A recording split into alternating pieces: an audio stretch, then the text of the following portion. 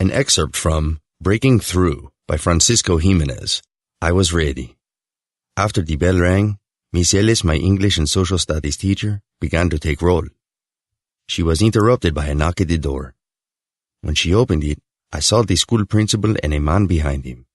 As soon as I saw the green uniform, I panicked. I felt like running, but my legs would not move.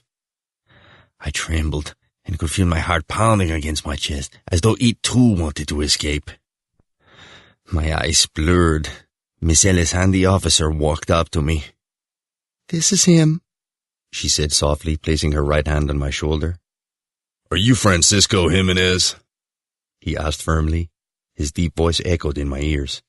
"Yes," I responded, wiping my tears and looking down at his large, black, shiny boots. At this point, I wished I were someone else, someone with a different name. My teacher had a sad and pained look in her eyes. I followed the immigration officer out of the classroom and into his car marked Border Patrol. I climbed in the front seat, and we drove down Broadway to Santa Maria High School to pick up Roberto, who was in his sophomore year. As cars passed by, I slid lower in the seat and kept my head down. The officer parked the car in front of the school and asked me to wait for him a while he went inside the administration building. A few minutes later, the officer returned with Roberto following him. My brother's face was as white as a sheet.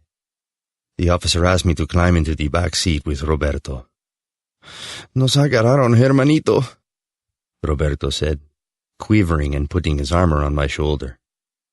"Yes, they caught us," I repeated. I had never seen my brother so sad.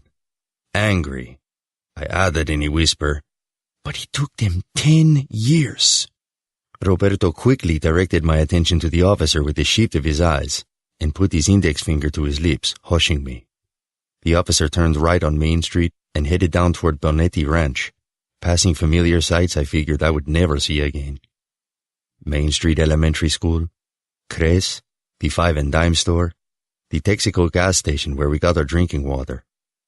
I wondered if my friends at El Camino Junior High School would miss me as much as I would miss them.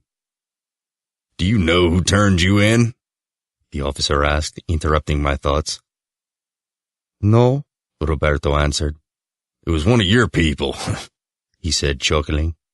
I could not imagine whom it could have been.